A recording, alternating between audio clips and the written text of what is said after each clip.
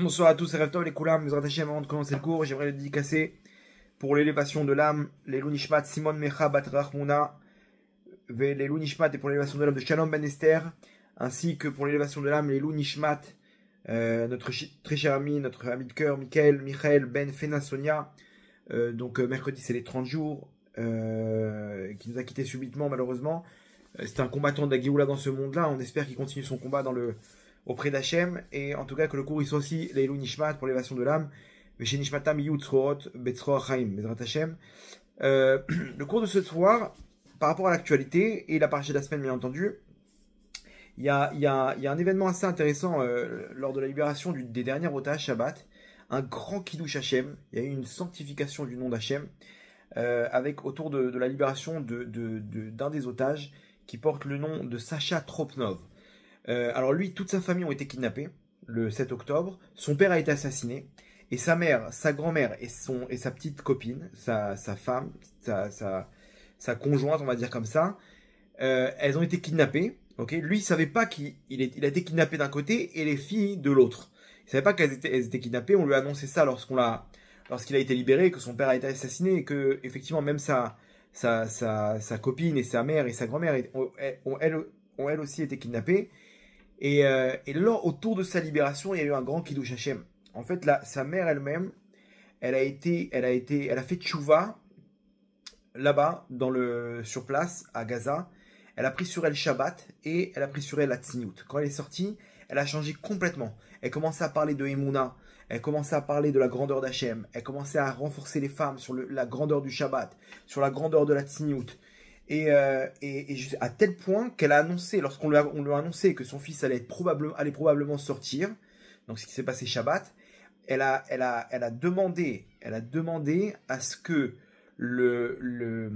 ces retrouvailles avec son fils, qui allaient sûrement être pendant Shabbat, qui vont être filmées par la télé, que ces retrouvailles ne soient pas diffusées le jour du Shabbat.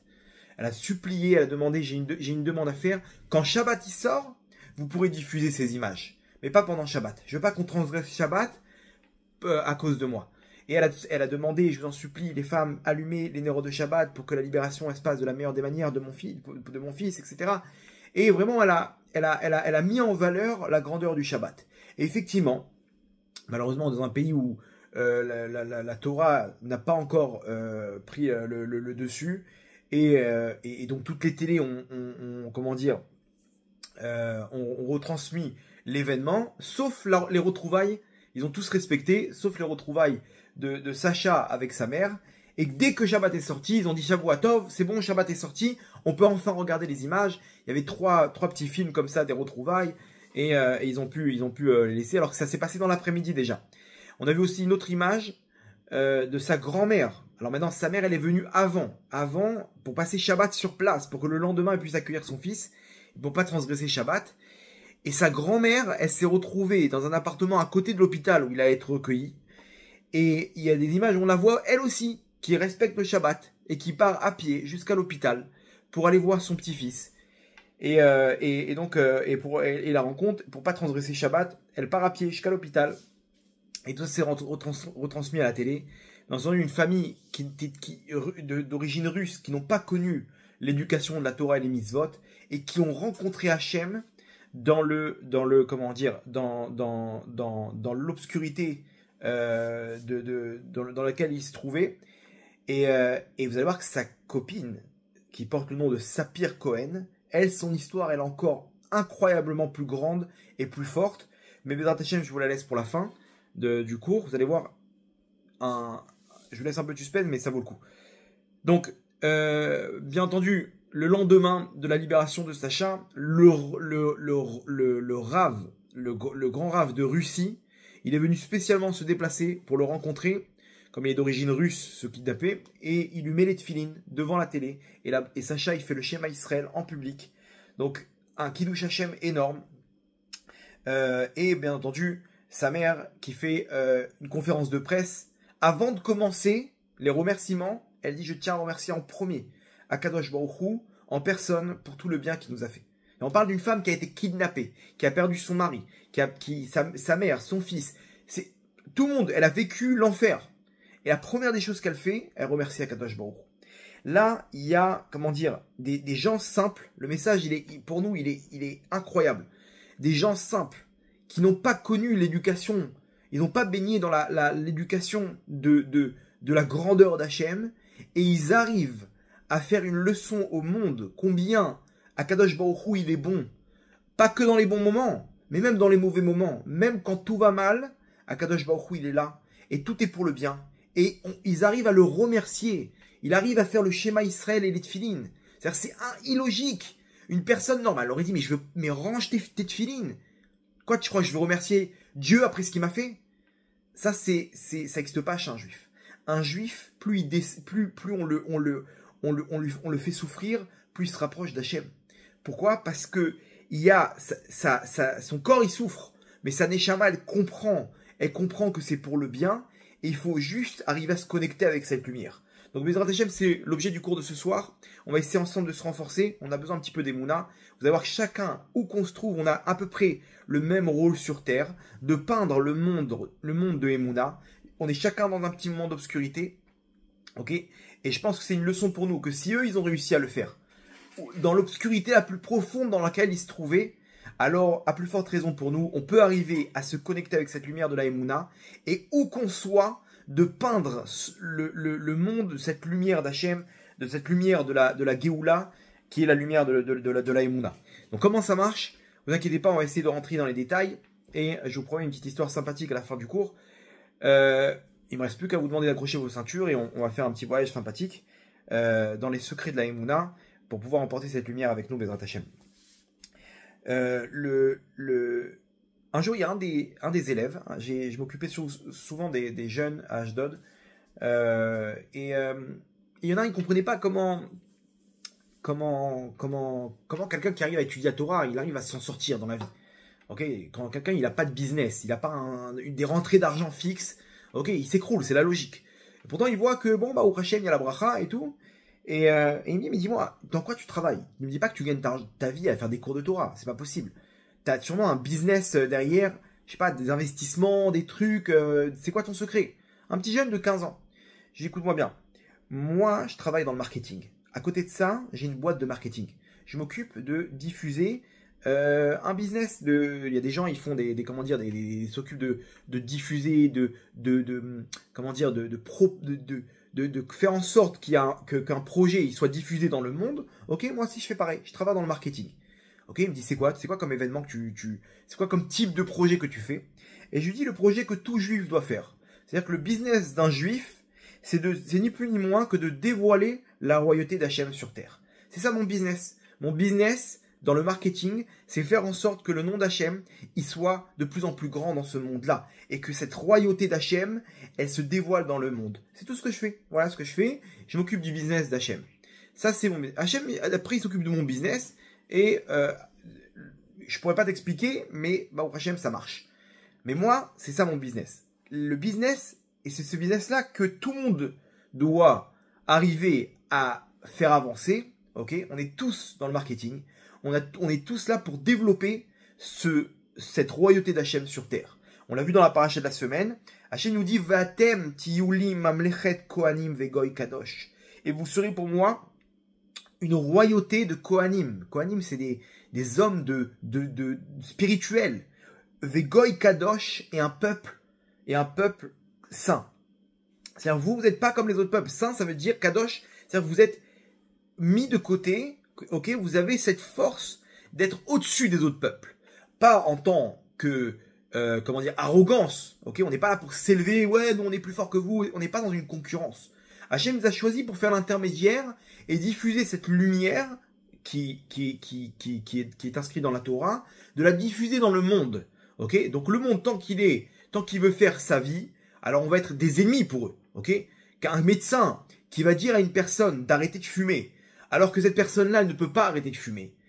Il faut l'éviter, ce médecin. Je ne peux pas voir sa tronche. Dès que je le vois, t'as arrêté de fumer. C'est pas bon pour tes poumons, c'est pas bon pour tes poumons. Maintenant, les Juifs, quand la Torah elle est descendue dans ce monde-là, elle est descendue dans le mont Sinaï. Pourquoi le mont Sinaï? Dans le nom que porte cette montagne, c'était le Har Chorev. La montagne de Chorev. Pourquoi on appelle Sinaï? Sinaï parce que lorsqu'est descendue la Torah, en même temps est descendue la Sina, la haine contre le Ham Israël. Parce que maintenant, eux, ils vont me donner la morale. Si j'ai encore envie de faire mes bêtises, je peux pas, je suis obligé ou de les éviter, ou de les descendre à mon niveau. De toujours dire, ah, regardez les Juifs, ils sont immoraux, c'est des monstres, ils ont tué des femmes, des enfants, ils font... Donc on est obligé, comme ça, c'est bon, ok, le médecin aussi il fume, t'as vu, je l'ai chopé là, il est en train de fumer à la pause.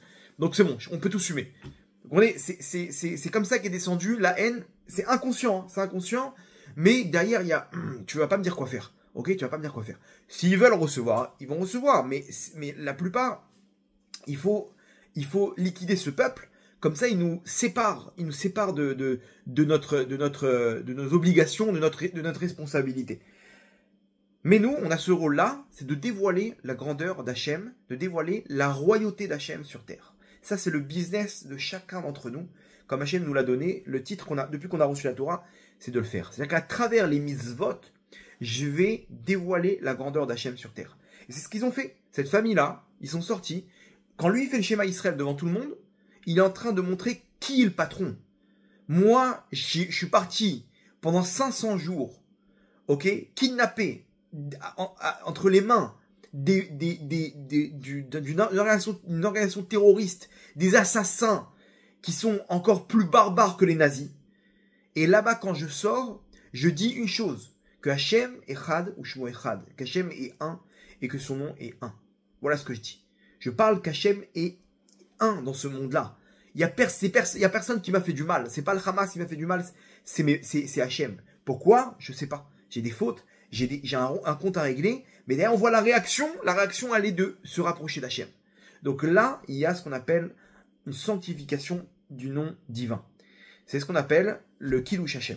D'accord? Donc ça, c'est des gens simples qui ont réussi à montrer combien Hachem est roi sur terre. C'est exactement le même rôle qu'on a, et vous allez voir qu'à la fin des temps, c'est ça le rôle principal de chacun d'entre nous. Le rôle principal de chacun d'entre nous, c'est de pouvoir, là où il se trouve, montrer combien Hachem est roi, ok? Donc forcément, il va se retrouver dans une situation obscure, une situation où ses yeux lui montrent. Logiquement, il va arriver à une conclusion que Hachem ne règne pas. Pourquoi? Parce que tout va mal.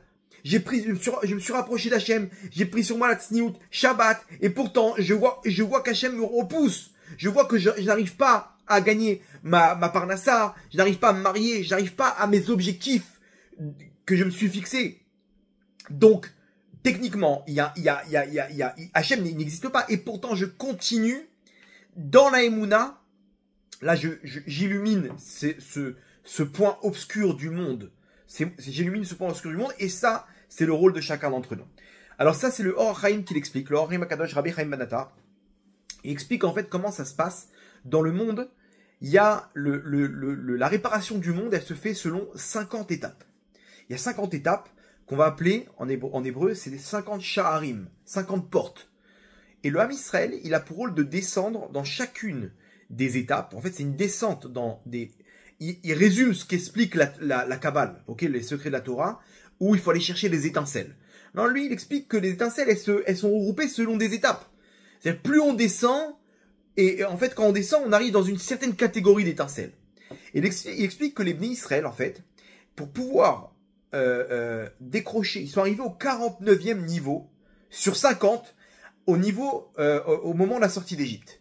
Encore un instant, et ils seraient rentrés dans le 50e degré, 50e niveau d'impureté, ok, pour aller chercher les étincelles. Et là, ils pourraient plus en ressortir.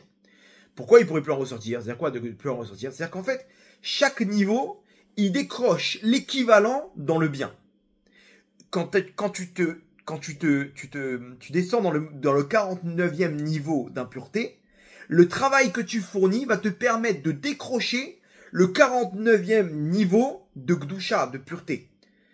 Pourquoi? Parce que là-bas, tu as été chercher les étincelles, et ces étincelles-là, elles vont te permettre de rentrer dans le 49e niveau de Gdusha. C'est-à-dire que c'est pas une échelle de moins 50 à plus 50. C'est de moins 49, tu décroches le 49. Le 49, tu arrives à décrocher quelque chose qui va te permettre de descendre au 50e degré. d'impureté qui va te permettre de décrocher le 50e niveau dans la Gdusha de pureté, qui est la Géoula. Ok, et là, on a terminé le parcours depuis la création de ce monde jusqu'à la fin des temps. En Égypte, on arrive au 49e niveau d'impureté. Le problème, c'est qu'on n'a pas terminé le travail et que si on continuait à descendre sans décrocher le niveau parallèle, alors on serait descendu dans le 50e niveau et là, on pouvait plus y ressortir. Par contre, on a réussi à décrocher. Hachem, donc il a dû nous sortir d'Égypte. Ok, il nous a sortis d'exil, d'Égypte. Et là, on a reçu la Torah. On a reçu la Torah, qui est la paracha de la semaine dernière. Et grâce à cette Torah, on a pu descendre. Donc, on a une période sympathique. Ok. Et après, on est descendu dans le 50e niveau, dans le 50e sha'ar d'impureté. Ah, tu m'as dit, attends, mais si on descend là-bas, on ne veut plus ressortir. Oui, effectivement, si tu n'as pas décroché dans le 49e niveau la Torah, cette arme, tu peux pas descendre là-bas. C'est l'arme qui va te permettre de descendre dans le 50e niveau. Tu peux descendre là-bas, tu peux réussir qu'avec la Torah. Ok, nous dit le Shomer Emunim, nous dit c'était quoi le 49e niveau d'impureté, c'était quoi l'épreuve principale, c'était l'idolâtrie. Effectivement, en Égypte, c'était les champions de l'idolâtrie. Ils avaient plusieurs rois, ils avaient plusieurs idoles, plusieurs dieux. Et en fait, là-bas, le travail à fournir, c'était de combattre l'idolâtrie. Les Bnei Israël, ils ont réussi, ok, et ils ont décroché la Torah. La Torah, c'est l'inverse de l'idolâtrie. La Torah, elle te dit qu'il y a un Dieu unique. Très bien. Grâce à cette force de la Torah, tu peux descendre dans le 50e niveau d'impureté. Le 50e niveau d'impureté, nous dit le Shomer Emunim, c'est la Kfirut. La Kfirut, c'est l'athéisme. Il n'y a pas de Dieu sur Terre. C'est plus fort que l'idolâtrie. L'idolâtrie, je crois qu'il y a un Dieu, mais je dis que c'est Bouddha, ou je dis que c'est lui, ou Poséidon, ou Zeus, ou ce que tu veux. Ok? Je suis dans une croyance qu'il y a quelque chose au-dessus de moi. Quoi?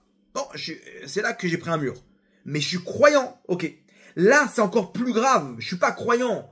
Il n'y a pas. Celui qui a créé le monde, c'est le Big Bang. D'accord? Il n'y a pas de Dieu.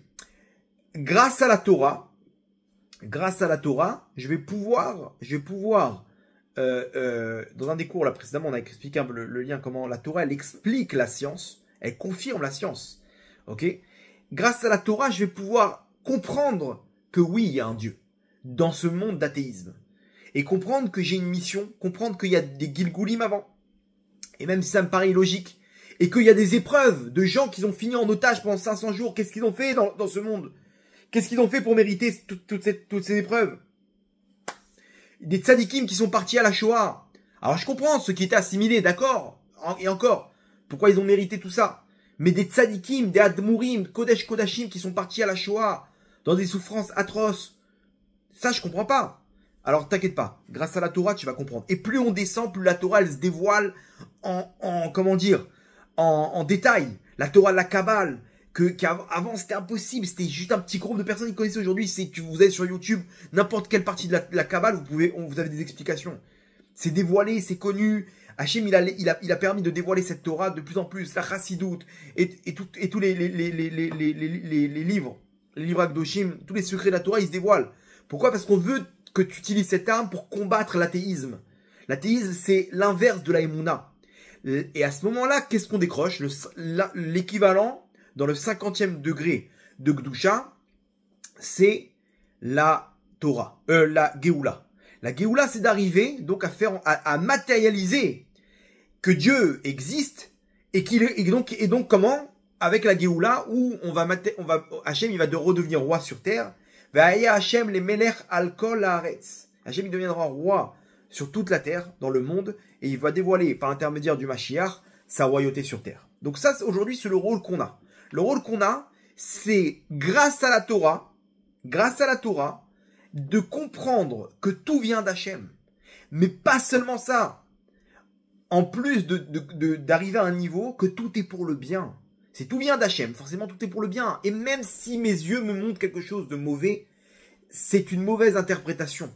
Ou sur le plan temporel, parce que j'ai pas la suite de l'histoire, ou sur le plan spirituel au niveau de l'histoire des Neshamot, des Gilgulim d'avant, ok? Ou qui te manque la Torah, il te manque la Torah, il te manque des informations. Il te manque des informations maintenant. Quelqu'un qui a fait ça, il mérite ça. C'est tout. Quelqu'un qui a transgressé Shabbat. Il y a des sanctions. Toi, t'as pas toutes les informations et tu dis oui, c'était un homme bien. Mais c'est un homme bien. Mais regarde ce qu'il a fait il te manque des informations ici. Tu peux pas dire que c'est injuste. Alors qu'il te manque ce que lui, il a fait en cachette et que Hachem, il a prévenu 10 000 fois et que la meilleure des solutions, c'était qu'il parte assassiné de la sorte le 7 octobre. On peut pas comprendre parce qu'on n'a pas tout le film. Mais tout est pour le bien. Après, quand on sera tous auprès d'Hachem, au Gan Eden, on comprendra pourquoi lui, il est parti comme ça, dans des souffrances atroces, pourquoi lui, il a fini kidnappé, pourquoi lui, il était malade, pourquoi lui, il s'est pas marié, pourquoi lui, il a pas eu d'enfant, etc. On comprendra tout. Mais à la fin, on verra que tout était pour le bien. Le but, c'est de peindre ce monde-là de cette émouna. Et ça, le Ramchal explique effectivement qu'il y a deux comportements qu'Hachem, il a avec nous. Le premier comportement, c'est ce qu'on appelle Anagat Amishpat, ce qu'on appelle Srar Veonesh. Tu fais, tu reçois. Tu fais pas, tu reçois pas. Punition, récompense. Ok? Ça, c'est le premier niveau, nous dit le Ramchal. Le Ramchal nous dit c'est le premier niveau. C'est ce qu'on appelle la Torah. La Torah, elle te donne l'interprétation de ce que tu fais. Elle te donne le mode d'emploi. Mais derrière, il y a une autre, en parallèle, il y a un autre comportement d'Hachem envers le monde, qui est ce qu'on appelle Anagat Hayichud. Anagat Hayichud, c'est un comportement qui amène vers une seule et même chose, la royauté d'Hachem, que tout est un. Tout va vers un plan, le plan de la Géoula. Tout est redirigé vers l'unique, vers Hachem, le bien comme le mal. Et alors, ce qui est bizarre, c'est quoi? C'est que même si tu fais des mitzvot, et qu'il y a écrit dans la Torah que maintenant tu dois t'enrichir par rapport à toute la tzedaka que tu as donnée, si jamais tu étais quelqu'un dans un ancien Gilgoul, dans une ancienne vie qui ne donnait pas de la tzedaka, même si tu donnes dans ce monde-là, eh ben tu vas pas recevoir. Pourquoi? Parce que tu dois réparer pendant une période le fait que tu ne donnais pas avant, dans une ancienne vie, de la tzedaka. Et donc les pauvres, ils ont souffert de ça. Donc toi, tu es revenu pendant 5 ans de souffrir cette souffrance, de ressentir la souffrance de ne pas recevoir d'argent. Parce que c'est ce que tu as fait à des milliers de personnes dans une ancienne vie, lorsque tu avais de l'argent qu'Hachem t'a donné en plus et que tu n'as pas voulu distribuer. Donc maintenant, pour réparer, une de tes missions sur Terre, c'est que pendant 5 ans, tu dois galérer. Et le mec, il est là, il vit sa vie au ras des pâquerettes. À la fin du mois, c'est au centime près pour pouvoir payer son loyer. Pourquoi Hachem? Pourquoi je souffre? Mais regarde, j'ai fait toutes les ségoulottes de la terre. J'ai prié, j'ai pleuré, j'ai donné mon maaser. J'ai fait tout. Pourquoi? Alors, il aura des questions de Emouna s'il est dans la Anagat Mishpat. Anagat Mishpat, t'as donné ton maaser, il y a écrit que tu dois t'enrichir. Anagat Hayichud, t'as une mission sur terre. C'est que pendant 5 ans, tu dois galérer dans la Parnassa. Donc, à quoi ça sert de râler? Là, quand toi, t'es dans cette obscurité, tu comprends que En Od Milevado. Tout vient d'Hachem. Hachem, ce qu'il me fait, c'est la meilleure des choses pour moi. Et il a choisi 5 ans, alors que pendant 25 ans, je les ai fait souffrir, les pauvres. 25 ans. Pourquoi 5 ans? Parce qu'il a fait en sorte que, il m'a réduit le truc, et il a fait en sorte de plein, il m'a donné le meilleur parcours. Mais Hachem, il me demande une chose. Est-ce que t'as compris que c'est moi le patron? Est-ce que tu as compris que c'est moi qui dirige ce monde et que tout est pour le bien et que je t'amène à ta mission sur Terre? C'est ce qu'on doit arriver à faire à Rabotai. Et c'est pour ça qu'on utilise la Torah, Anagata Mishpat, on l'utilise pour comprendre Anagata Yichud. Mais c'est la Torah, une arme qui va me permettre d'arriver à la Emouna. Mais le but, c'est la Emouna. Et si j'arrive à me connecter avec la Emouna, je comprends, je relie tout à Hachem. C'est un bras de fer, c'est un bras de fer dans la pensée. Alors nous disent nos sages de la Kabbale, c'est la règle de En Adin Nimtak et la Beshorcho. Le din, le mal dans ce monde, toute la rigueur dans ce monde, elle ne s'adoucit que lorsqu'on la reconnecte avec sa source. Lorsque j'arrive à reconnecter que tout ce qui m'arrive en mal maintenant, c'est du bien. Parce que ça vient d'Hachem, et si Hachem il a choisi ça, c'est ma mission sur terre, c'est la meilleure des choses pour moi. Là, j'arrive à annuler le din. J'arrive à l'adoucir. J'arrive à l'annuler et j'arrive à la Géoula. La Emouna m'amène à la Géoula. Pourquoi? Parce que j'ai compris et j'ai conclu que ce qui m'arrive, c'est la meilleure des choses pour moi. et que je suis en pleine épreuve, mais mes yeux me montrent le contraire. Les actions autour de moi me montrent le contraire, mais je suis conscient que ça vient d'Hachem, et dans ce bras de fer, je suis tout le temps en train comment dire, de m'imprégner, d'enregistrer, de graver ça dans ma neshama, que tout ce qu'Hachem y fait, Akol et Tova. Akol et Tova. Je reste pas dans le Sra Vonet, je reste pas dans le Tov et le Ra. Ça, c'est le 49e niveau d'impureté, le bras de fer entre le bien et le mal. Là, on est dans le 50e niveau. Le bras de fer, il est que, est-ce que tu as compris que tout est bon ou pas? Est-ce que tu as la Emouna? Ça, c'est le bras de fer. Ça, c'est incroyable. Mais ça veut dire que ça, c'est toute la souffrance qu'on a, elle est lorsqu'on n'a pas compris ça. On n'est pas connecté à la Emouna. Alors, on fait vivre le mal sur terre. On fait vivre nous-mêmes lorsqu'on n'a pas d'Emouna, on fait vivre le mal sur terre. Donc, je récapitule. C'est hyper important ce que je vous raconte. Ok, j'espère que j'ai très peur que vous ayez raté l'interprétation, mais je fais une petite récapitulation. Le Ham Israël, il doit descendre sur terre pour un rôle spécifique. Lorsqu'on était en Égypte, notre bras de fer, c'était face à l'idolâtrie. Quel est le Dieu qui domine? Il y a un Dieu, mais on ne sait pas lequel il domine. Et effectivement, si on était resté encore un petit peu en Égypte, on aurait plongé dans l'idolâtrie. Ok, on serait rentré dans cette phase. On aurait plongé dans l'idolâtrie et on serait rentré dans la phase, ok, de athéisme. Là, on aurait été perdu. Le Ham Israël aurait disparu de la surface de la terre. On n'aurait pas pu combattre l'athéisme. Il y aurait eu des épreuves tellement grandes que... Donc Hachem, il s'est dévoilé avec les 10 plaies et pendant les arrêts de jeu du 49e niveau dans lequel on était, il nous a sortis d'Égypte. Super. Là, on a terminé notre mission avec l'idolâtrie. On a décroché la Torah.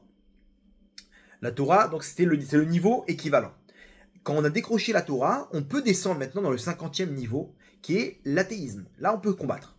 Et là, on rentre dans des situations où plus on va descendre, plus l'athéisme va être fort. Et on va arriver dans une situation incompréhensible. Et je fais Torah au mitzvot, et je suis pas récompensé. Et à côté de ça, il y a un mec qui fait toutes les fautes de la terre, et il est riche, il est marié, une maison incroyable, PDG d'une entreprise. Il réussit sa vie. C'est bizarre, c'est complètement l'inverse. C'est complètement l'inverse. Ne vous inquiétez pas. Là, c'est fait en sorte qu'il y a une raison, ok, de cause à effet, mais qu'Hachem cache pour que je puisse utiliser la Emouna, que même lorsque mes yeux me montrent que Hachem n'est pas roi sur terre, je dois arriver à le faire régner dans cet épisode obscur que je suis en train de vivre actuellement. Et chacun d'entre nous, on est en train d'en vivre, c'est des épreuves, les épreuves de la vie. Et plus on avance, plus les épreuves sont terribles, ok? On comprendra le pourquoi du comment, mais Hachem nous cache tout ça parce qu'on doit rentrer en bras de fer. En bras de fer dans notre da'at, dans notre pensée, pour comprendre que Akol Letova. Akol Letova. Ok?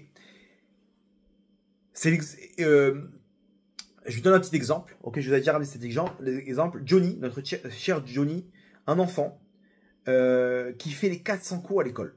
Il fait les 400 coups. Et un moment, il a voulu monter. Non, il est connu. Il fait les pires catastrophes. Bon, il a été renvoyé plusieurs fois, etc. Mais il est revenu. Là, il a fait une petite catastrophe. Il est sorti aux toilettes. Il a demandé au prof de sortir aux toilettes. Un enfant de 10 ans. Et il est monté. Il a eu une idée incroyable. Que pour terminer les cours, il faut déclencher l'arrosoir automatique dans l'école. Donc, qu'est-ce qu'il faut faire? Il avait avec lui un briquet. Il s'est dit, il faut que je monte et que j'allume le truc, le détecteur, pour que l'eau, elle puisse se diffuser partout. Et c'est la fête, tout le monde va être mouillé, tout le monde va rentrer chez soi. Super. Donc, comment on atteint le plafond? Il a pris une table, il a mis une chaise par-dessus, et il monte, et il voit qu'il pousse, et boum, il glisse de la chaise, il s'éclate par terre, et il s'ouvre le crâne. Bien entendu, il a réussi à déclencher l'alarme, donc ça, tout est mouillé. La sirène d'incendie, tout le monde sort, et on le voit lui parler, en train de pleurer, en train de crier, tout le monde a compris ce qui s'est passé, que c'est lui qui a déclenché le truc, il s'est fait griller, ok, c'est le cas de le dire, mais surtout, il s'est ouvert le crâne. Donc on appelle une ambulance, ils viennent, ils le sortent, ils l'amènent en urgence, et il se retrouve, tout le monde est là, il est là avec sa petite, on lui donne une sucette, et tout le monde le regarde, le pauvre, il s'est ouvert le crâne, quoi. Tout le monde le regarde avec pitié. Johnny, tiens bon, tout le monde est là, et on l'accompagne jusqu'à l'ambulance, ils lui font coucou, sa mère elle est là, il est en catastrophe, tout le monde autour de lui, et il s'en va comme ça, à l'hôpital. 4 points de suture.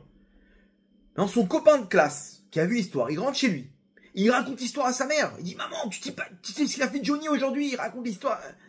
Et sa mère, ah, c'est pas possible, mais quel turbulent, mais qu'est-ce qui, tous les jours, il fait des bêtises, ce gosse.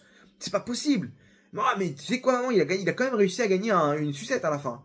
Bah oui, il est rentré chez lui, et sa mère, elle l'a accueilli, et là, il a 3 jours de vacances au moins, tranquille. Il va pouvoir regarder les séries télé, les dessins animés à la maison. Sa mère, elle répond pas. Bon, bref. Et ils vont maintenant en voiture, et ils voient qu'ils prennent pas la route de la maison. Ils disent, maman, on va où? Il dit, bah, t'as ton rendez-vous chez le dentiste. Comment ça, chez le dentiste maintenant? Il dit, bah oui, je t'ai dit, mercredi après-midi, c'est le dentiste.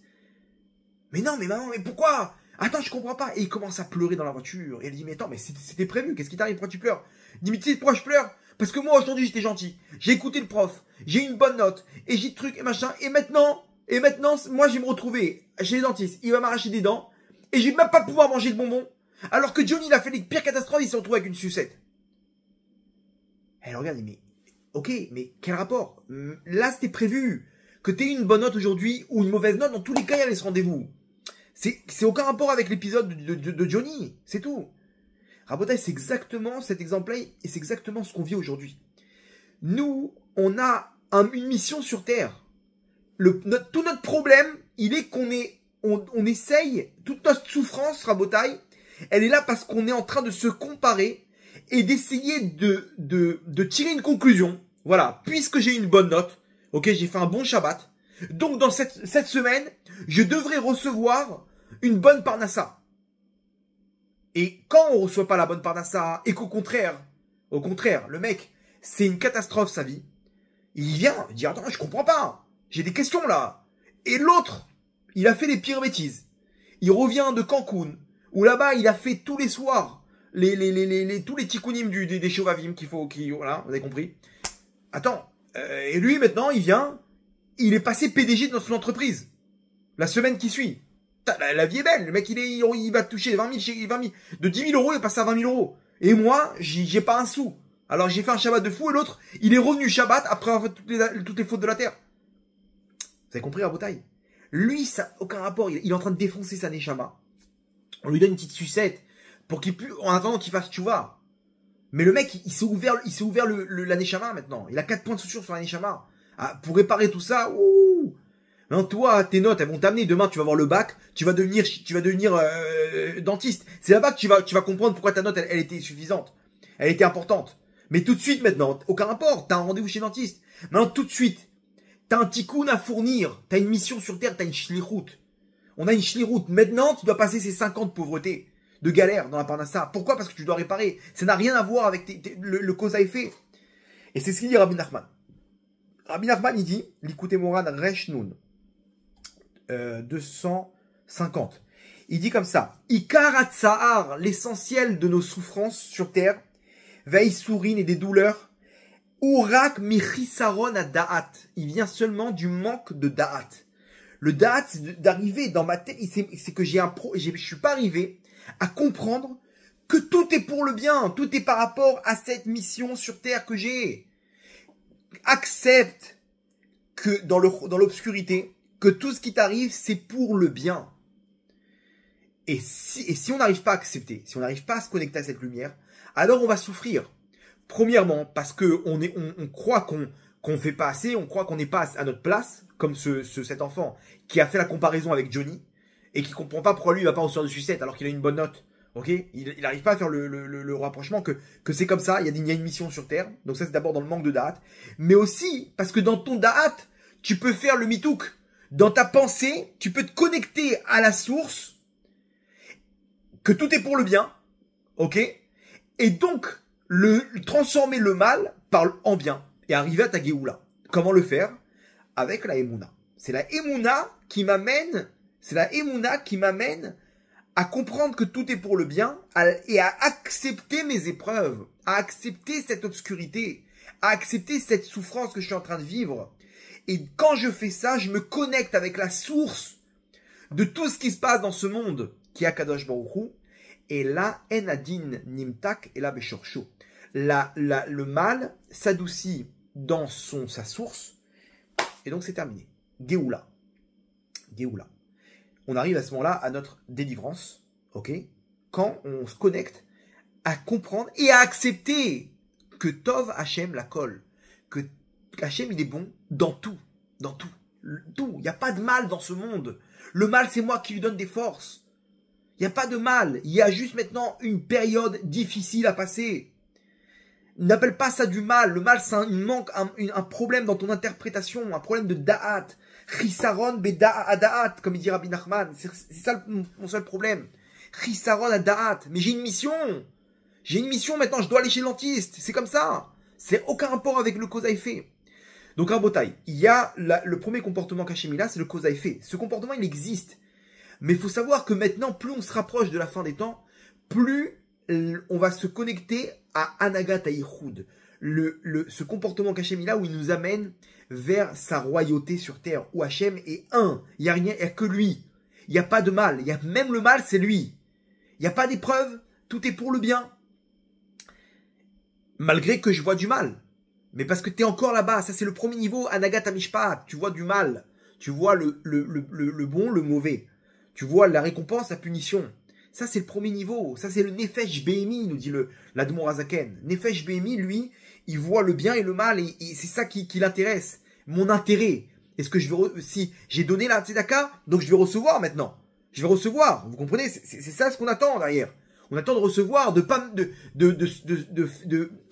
comment dire, de soigner notre image, de faire encore grandir mon intérêt sur terre et de pas me faire scalper, de pas finir au Geinam, de pas finir avec une punition. Ça c'est Ma'arichet Amishpat. Ça c'est Anagat Amishpat. Mais ça c'est le premier niveau. Connecte-toi au niveau Eloki. Au Nefesh Eloki. Au Nefesh Eloki c'est Anagat Ayichoud. Plus on va se rapprocher, plus on va bifurquer dans la Anagat Ayichoud. Il y a une mission. Et quoi que tu fasses, tu vas faire cette mission-là. Alors bien entendu, tes actes vont faire accélérer, ok, la chose. Ou tes actes, ou ce qui va t'arriver en bien comme en mal, vont te faire comprendre ta mission sur Terre. Mais des fois, ça sert à rien, tu ne pourras pas changer ta mission sur Terre. Accepte-la et elle changera. Quand tu baisses la tête, c'est là que les épreuves elles disparaissent. La Gemara nous dit une phrase incroyable. Nous dit la Gemara, le remède pour les épreuves, c'est de les accepter. Aujourd'hui, vous comprenez pourquoi? Parce que techniquement, quand tu les acceptes, tu remets ça à Hachem. Tu fais d'Hachem un roi dans l'épisode obscur que tu es en train de vivre, dans l'épreuve que tu es en train de vivre, et donc tu sors en Géoula. Vous comprenez? Alors bien entendu, ne faites pas ça par intérêt, parce que sinon, on n'a rien gagné. Le but, c'est de le faire uniquement en tant que Anagat Ayichoud. Si tu le fais, ok, comme il dit le Rav Arush il explique ça tout simplement, il dit remercie, fais des séances où tu remercies Hachem pour tout ce que tu as dans le monde. Arrête de te focaliser sur le mal, que tu le fais vivre ce mal. Focalise-toi sur le bien. C'est tout ce qui t'arrive, c'est pour le bien. Donc comment je peux faire ça? Remercie Hachem. Lorsque tu remercies, tout se transforme. Mais on ne le fait pas par intérêt. Et même si tu le fais par intérêt, ça va marcher. Mais ne le fais pas par intérêt parce que tu sais que tu vas... Non, fais-le par da'at. Fais-le en imprégnant ça dans ton da'at, en comprenant, ok, en comprenant que tout ce qui se passe, c'est pour ton bien. Tout ce qui se passe, c'est pour ton bien. Ça vient d'Hachem et c'est ça mon combat. Je dois peindre ce monde de Emouna. Donc comment le faire? En remerciant. Quand tu remercies une personne, quelqu'un qui t'a mis une claque, tu vas pas lui dire merci, on est d'accord. Le remerciement, ça veut dire deux choses. Que tu as reçu quelque chose et que cette chose-là est bonne. Ok? Donc en un mot, ok, le Rav Arush, il explique tout ce que je vous ai expliqué là maintenant. Le Rachaim Akadosh, le Shomer Emunim, le Ramchal, en un mot, Toda. Voilà. Merci. Mais fais-le pendant 5 minutes sur toute ta vie, tu vas voir, ta vie elle va se transformer. Pourquoi? Parce que tu connectes tout le mal au bien. Vous comprenez? C'est incroyable. Bien entendu. Il faut quand même interpréter les événements. C'est quelqu'un qui n'a pas de parnassa. Faut qu'il prenne, faut qu'il fasse aussi son introspection. Ne viens pas dire merci, d'accord, ça c'est un dossier. Il y a un dossier aussi de comprendre pourquoi maintenant Hachem, il me donne une épreuve sur le manque d'argent, sur la pauvreté. Peut-être que moi-même, je me comporte mal autour de moi avec mon argent. J'ai des dettes que j'ai pas remboursées, j'ai des employés que je mets du temps à payer et qu'eux ils souffrent à cause de moi, donc Hachem il faut ressentir ça. Je fais du mal à ma femme, je donne pas assez de tzedaka. Il y a plusieurs raisons que la Torah nous donne. Ça c'est la Nagata Mishpat qui va m'aider à comprendre le pourquoi du comment. Ok? Mais derrière, ne reste pas là-bas, ne reste pas coincé dans le mal. Kol ma shekadosh baruch hu oseh, akol letova. Tout ce qu'Hachem y fait, c'est pour le bien. Donc en fait, finalement, la Hanagata Mishpat, la Torah, c'est la katnout. Ça c'est un moment de petitesse, on se sent pas bien, on sait pas quoi faire, donc on va s'accrocher à des choses qui vont me permettre d'espérer décrocher des choses. Oublie tout ça. T'es pas bien parce que c'est voulu par Hachem. Des fois, Hachem nous donne un petit budget en Emouna, accepte. Des fois, on n'arrive pas à se lever le matin, des fois, on n'arrive pas à étudier, à prier, on n'arrive pas à bien se comporter dans les midot, dans la vodat Hachem. C'est ce qu'Hachem t'a donné. Hachem, il t'a donné ce budget-là. Et la Emouna, que c'est la meilleure des journées que tu puisses faire maintenant. Avec ce qu'Hachem t'a donné comme force. Donc quoi? Réjouis-toi. Ça sert à quoi de faire la tronche maintenant? Ça sert à quoi d'être triste? Non, j'aurais voulu d'abord me lever honnête. Arrête. T'es en bonne santé, tout va bien. C'est bon, c'est ce qu'Hachem t'a donné maintenant. Sois content. Il y en a, ils ont même pas la possibilité de mettre les tefilines parce qu'ils sont kidnappés aujourd'hui à Gaza. Ils ont pas de tefilines. Ils auraient voulu mettre des tefilines. Toi, t'as mis les tefilines à 9h du matin, ok, au lieu de 6h30. Mais tu les as mis, je comprends pas. C'est quoi ton problème? T'es marié, t'as un toit, t'as des enfants, ok? Il te manque quelque chose. Arrête de rester là-bas. Et je te dis encore mieux, au contraire, tout ce que t'as décroché maintenant là-bas, c'est parce que dans ce domaine-là, tu t'es battu dans la Emouna et t'as accepté. Donc t'as adouci tout le mal et t'as transformé tout ce qui se passe autour de toi. Donc toi, tu restes focalisé sur ce problème-là. C'est comme quelqu'un qui vient et il est content il est en salle de musculation, ok? Il développe son corps et tout, il fait des entraînements et il est content. Je lui dis, ça va, tu kiffes l'entraînement ou pas? Tu rigoles quoi, tout va bien, Baruch Hashem, regarde mes pectoraux, regarde les muscles, machin, le bas du dos, le mec il a des abdos, tout ce que vous voulez. Et le seul problème que j'ai, c'est que le poids, ça me saoule toujours le même poids comme ça, levé. Non, je n'ai pas compris. T'es content de tout ton évolution musculaire, ok, tout le développement musculaire de ton corps, mais il y a un truc qui te saoule par contre, c'est de lever des poids. T'as pas compris que c'est parce que tu lèves des poids que t'es arrivé là-bas. Donc pareil, t'as pas compris que c'est grâce à la Emouna de ton problème maintenant que t'arrives à débloquer tout ça. Pourquoi? Parce que t'adoucis tout le din qu'il y a sur toi. Mais non, quoi, là, tout va bien. Par contre, il me reste encore ce problème-là de lever des poids. Ça, c'est le seul truc qui me dérange. Sinon, tout va bien, c'est ça qui débloque ça. C'est ça qui adoucit tout le din, Rabotai. Donc, la Torah pour la Torah, Rabotai, on n'en a rien à battre. Les mitzvot pour les mitzvot, ok? Je voulais un petit secret, on n'en a rien à battre. Le but, c'est pas d'arriver à faire comme un perroquet, de répéter des tfilotes et de faire comme un robot des actes, d'étudier la Torah et de faire des mitzvot. Hachem, il veut que tu crées un lien avec lui. Comprends qu'il y a une aventure derrière. La Gemara nous résume tout ça en une phrase. Rachamana liba bae. Akadosh Baruch Hu, il veut que ton cœur. Tu crois que ça lui fait quelque chose, Hachem, tes mitzvot? Tu crois que ça lui fait quelque chose? Rien du tout. Hachem, il te dit juste, fais ces mitzvot-là pour vivre une aventure avec moi. Ne reste pas coincé dans ce système de mitzvot. J'ai fait, j'ai reçu. Pourquoi? Parce que là, tu as créé une relation de cause à effet. Une relation de patron et d'employé. Et là, on va comprendre la paracha de la semaine. Akadosh Baruch Hu, il nous sort d'Égypte. On était des serviteurs. Juste après, il nous donne la paracha de Mishpatim.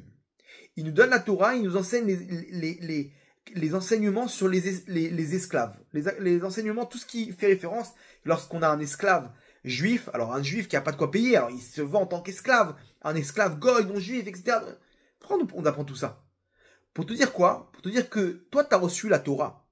Toi, tu es sorti d'Égypte, on t'a donné la Torah. Cette Torah-là, ne l'utilise pas pour être un esclave. Ok? Dans la paracha de Mishpatim, on te parle des enseignements des esclaves. Ne sois pas un esclave. N'utilise pas la Torah dans le but d'être un esclave qui va servir Dieu comme un esclave. Non. Ça, c'est la première étape. J'ai fait, j'ai reçu mon salaire. C'est quoi? T'as un patron, quoi. Dieu, c'est ton patron. Hachem, c'est ton patron. Ça, c'est le plus petit niveau. C'est pour commencer, pour te purifier. Mais comprends que le but, c'est d'arriver à Anagat Aïchoud. À arriver à être un prince d'Hachem qui va faire de son papa sur terre un roi et de se battre et que mon ultime objectif, c'est que de diffuser la royauté d'Hachem sur terre. Ça, c'est mon business. De dévoiler la royauté d'Hachem sur terre. Ok? Lorsque on a monté les institutions, il fallait trouver un logo et un titre. Okay, moi, je suis pas occupé de tout ça. Hein. C'est des gens, bon, Hachem, qui sont occupés de monter tous ces trucs-là et tout. Ils m'ont dit, il faut qu'on ait ça marche comme ça aujourd'hui. Il faut qu'il y ait un logo et un nom. Bon, le nom pour une association, il faut un nom. Mais il faut choisir quoi? Et quand on m'a demandé, tout de suite, il y avait une phrase qui m'est descendue. Tov Hachem. Tov Hachem, ok? L'association porte le nom de Tov Hachem. Et le logo, une couronne. Une couronne en or, bien entendu, avec écrit en bas Tov Hachem. T-O-V-H-M. Ok, je ne sais pas si vous voyez, peut-être il est affiché là en bas de l'écran, là à droite, ou à gauche, je ne sais pas où il se trouve.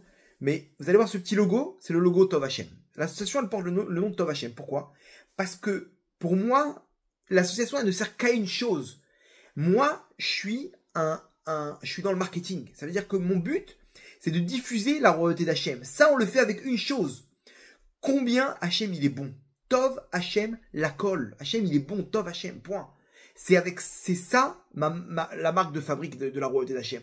C'est ça qu'il faut diffuser sur terre. Alors je vous annonce tout de suite. Hein. Préparez-vous. Mais mon objectif, c'est de mettre ce logo sur des habits. Parce que c'est pas le but de diffuser ça avec des paroles dans des cours. Mais ces cours-là, il faut les résumer en un logo, en un petit logo et une petite phrase. Diffuser dans le monde qu'Hachem il est bon. Il faut que tous on soit des agents de marketing pour dire dans le monde et crier combien Hachem il est grand. Et d'avoir ce petit logo comme ça, je vous dis, hein, petite chemise, par Ralph Lauren. Tov Hachem, le petit logo Tov Hachem là-bas avec la couronne, et le dire, mais non, ils vont rien capter, les goïms, ils vont dire, attends, c'est quoi ça, Tov, c'est quoi, c'est Hachem? C'est quoi, c'est Hachem la marque, c'est quoi cette petite couronne? Non, laisse tomber. Tov, le H et le M, c'est pas écrit Hachem. Tu te balades avec ça, petite casquette comme ça blanche, petit logo Tov Hachem. Moi, je diffuse qu'Hachem est roi sur terre. Hachem est bon. Il faut qu'on inonde le monde, il faut qu'on arrive à peindre le monde de Emouna. Donc préparez-vous, un jour je ferai une annonce, ok? Et Bezrat Hachem, on diffusera tout ça, pas seulement dans des cours, mais aussi dans d'autres supports. Ça, c'est le principe de Tov Hachem. Entre parenthèses, j'ai fait toute une série de cours Tov Hachem. Je crois qu'ils sont sur YouTube. Ok, vous allez voir dans la tête, je sais pas, les séries de cours. Il y a les vidéos, il y a les diffusions en direct, il y a d'autres trucs. Dedans, il y a des séries de cours. Je crois qu'il y a 9 cours, 9 épisodes de Tov Hachem. Tout sur la Emouna. Rabotaï, tout sur la Emouna. Vous regardez ça, ça va vous changer votre vie. Vous allez commencer jeune dans votre vie, ok, avec un mal-être. Vous allez finir avec un sourire toute la journée, H24. Ok, je vous conseille 9 épisodes à voir et à diffuser, Bezrat Hachem. Bref, en tout cas. Donc, tout le but, comprenez bien, c'est pas les mitzvot pour les mitzvot. C'est pas, Hachem, il a beaucoup d'anges dans les mondes d'en haut. Il n'a pas besoin d'anges. Il y a des robots, il y a des anges, on fait tout. Il faut que tu arrives à comprendre que tout ça, c'est une étape pour arriver à Hachem. Pour créer une relation d'amour avec Hachem. Et ça, c'est dans l'épreuve. Parce que quand j'arrive à comprendre qu'Hachem, il est bon, Hachem, il me répond, il te montre, il dit, mon fils, tu m'as fait confiance, tu as cru en moi, tu as mis ta foi en moi, je vais te montrer combien je suis bon. Et Hachem va te montrer combien il t'accompagne, combien il t'aime, combien il te protège, combien c'est ton papa sur terre. C'est ça la relation qu'il faut qu'on décroche, Rabotaï. Tout le but, Hachem, tout ce qu'il veut, c'est ton cœur. On dit, Kadeshenu bemitzvotecha. Les mitzvot, ils sont là pour me sanctifier, pour me rapprocher d'Hachem. Mais les mitzvot, pour les mitzvot, c'est pas un but. C'est-à-dire, si quelqu'un, il fait toutes les mitzvot, ok, et qu'il ne connaît pas Hachem, il va être déçu après 120 ans. Ok? Ne croyez pas que parce que quelqu'un, il a un chapeau et une barbe, et qu'il fait toutes les mitzvot, qu'il est proche d'Hachem. Ça n'a rien à voir. Ce Sacha Tropnov qui est sorti, et qui fait le schéma Israël, et qui parle des Mouna, et que sa mère, elle parle, elle dit merci à Hachem devant tout le Ham Israël, même si son Shabbat, il est bancal, et que sa tsniout, elle est bancale, ça a beaucoup plus de valeur, parce que elle a utilisé le peu de mitzvot qu'elle avait pour arriver au but qui est de se rapprocher d'Hachem. Il y en a qui ont toutes les mitzvot, mais qui ne sont même pas encore passés à l'étape de se rapprocher d'Hachem. Ils n'ont même pas encore cette vécu d'Hachem, cette proximité avec Hachem. Ça, on peut la décrocher que dans les épreuves. C'est que dans l'obscurité que tu peux comprendre qu'Hachem, que tu peux arriver à créer et à graver dans ta neshama qu'Hachem, il est bon. Quoi, quand tout va bien, quand il y a de la lumière, quand tu kiffes, tu vas dire, Hachem, il est roi. Ben, qu'est-ce que t'as fait là? T'as rien fait. T'as rien diffusé dans ce monde-là. T'as pas créé. Parce que il y avait pas de poids à soulever. Vous comprenez? Donc, quand tu es dans l'obscurité, et que tu fermes les yeux, et que dans ton date, tu mets de côté toutes les épreuves, toutes les souffrances, et que tu dis, Akol et Tova, Hachem, merci. Merci. Et tu te le répètes. Et ça, premièrement, c'est la solution du problème. Mais deuxièmement, c'est là que tu arrives à te connecter avec cette lumière de la Emouna. C'est là-bas que tu arrives à te connecter avec Hachem. Vous comprenez?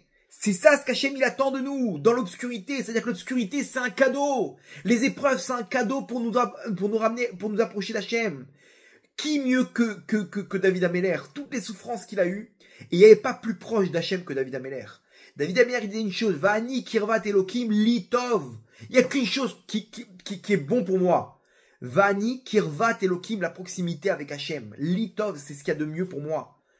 Quoi? Attends, David, je t'en supplie, viens goûter, ok, à tel et tel repas. Viens, tu vas me montrer là-bas, à Dubaï, ok, l'hôtel grand luxe, avec la piscine, le jacuzzi dans ton... Combien tu vas kiffer? Parlez avec ces gens qui ont kiffé, ok, qu'ils ont fini en overdose. Overdose. Combien de gens avec qui je parle qui me disent j'ai vomi ce monde à la fin. J'ai vomi encore de se réveiller après des soirées et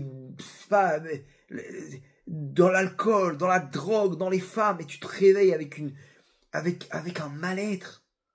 Mais qu'est-ce que je fais de ma vie? Avec un vide. Jusqu'à que ça passe un petit peu. Hop, on réunion de soirée. Et jusqu'à la fin, qu'est-ce que t'as fait? Qu'est-ce que t'as fait? Qu'est-ce que t'as fait, mon fils? Qu'est-ce que t'as fait? Hachem, il va te dire, mais quoi? Qu'est-ce que t'as kiffé? Il y a rien dans ce monde qui peut nous amener à un bien-être. Rien, les gens, ils sont blasés, ils sont vides, ils broient du noir, du matin au soir. Et pas les gens les plus pauvres, les gens les plus riches, les plus milliardaires. Il n'y a rien qui peut t'amener du bonheur dans ce monde-là. Donc quoi? Qu'est-ce qu'on fait? Donc un petit rail de coke. Parce que ça y est, le cannabis, ça me fait plus d'effet. Parce que de base, l'alcool, il me faisait plus d'effet. Petit rail de coke, après une petite seringue, après il n'y a plus rien. Il n'y a plus rien d'autre. Alors il faut trouver un peu d'adrénaline. Donc ok, t'as fait Cancun, t'as fait Ibiza, t'as fait Dubaï. Après, vas-y, viens, on enchaîne. Après, il y a le plaisir des femmes, d'accord, et après, c'est bon, t'as kiffé, des mannequins et des machins, ok. La bouffe, ok, t'as kiffé, ta piscine, ton terrain de grand luxe, un terrain de tennis à domicile. Ok, après, ton jacuzzi dans ta chambre. Super. Bouteille de champagne, dernier cri, le vin, Château Lafite. Attention, 1979, c'est un collector. Ok, après, t'as fini, c'est bon, c'était bon, super. Combien de temps ça a duré? Quelques minutes de kiff. Après, tu comprenez, en bouteille, on fait quoi après?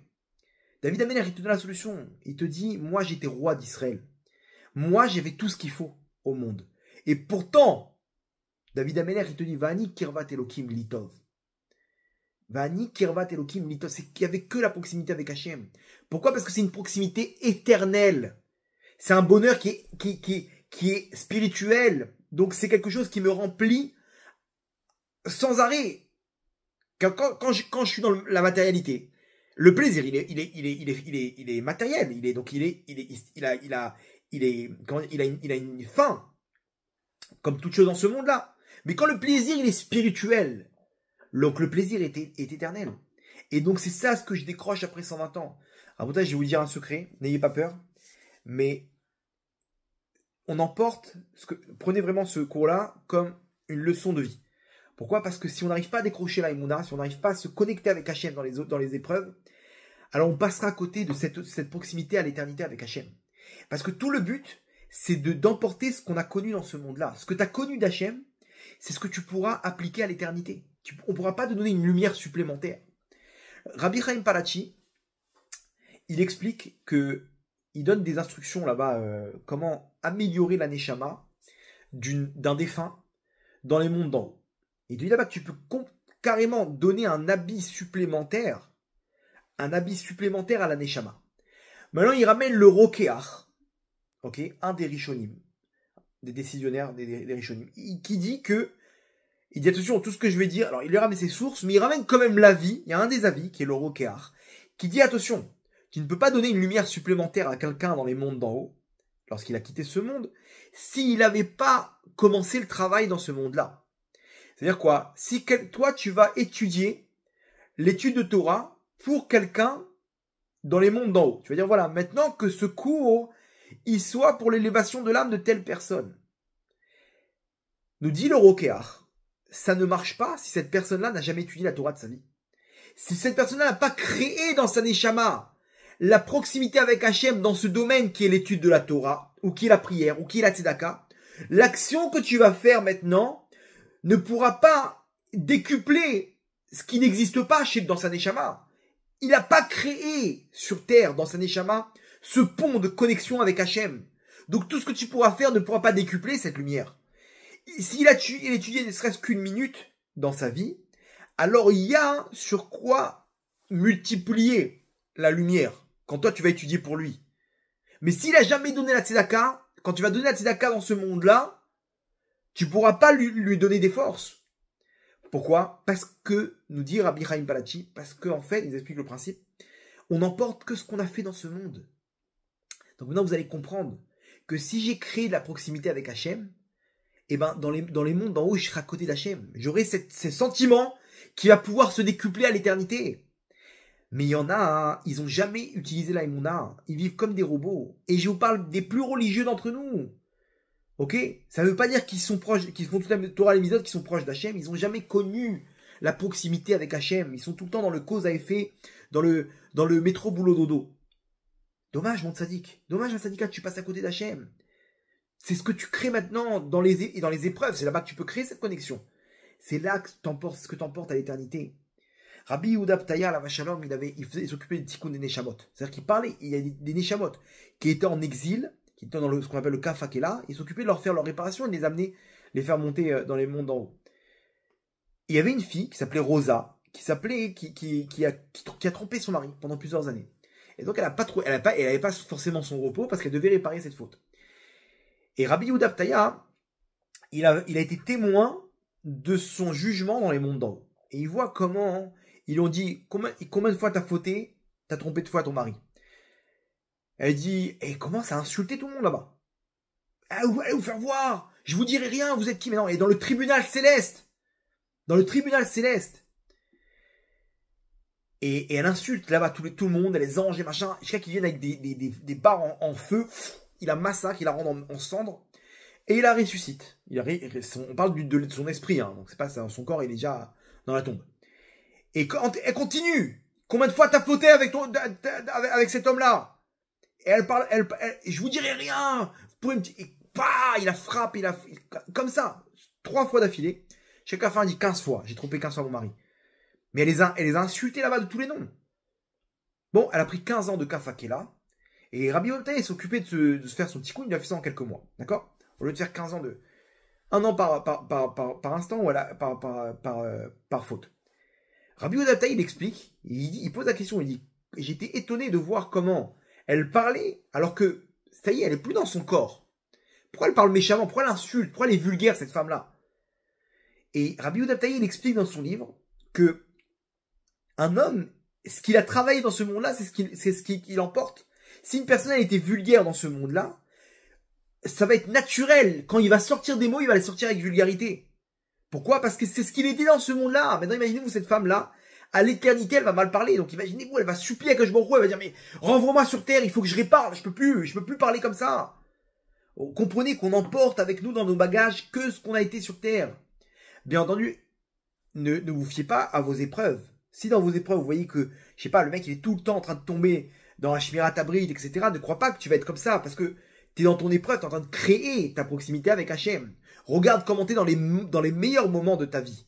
C'est ça ce que tu vas être à l'éternité. C'est sur cette base que tu vas construire. D'accord? Ça, c'est le principe.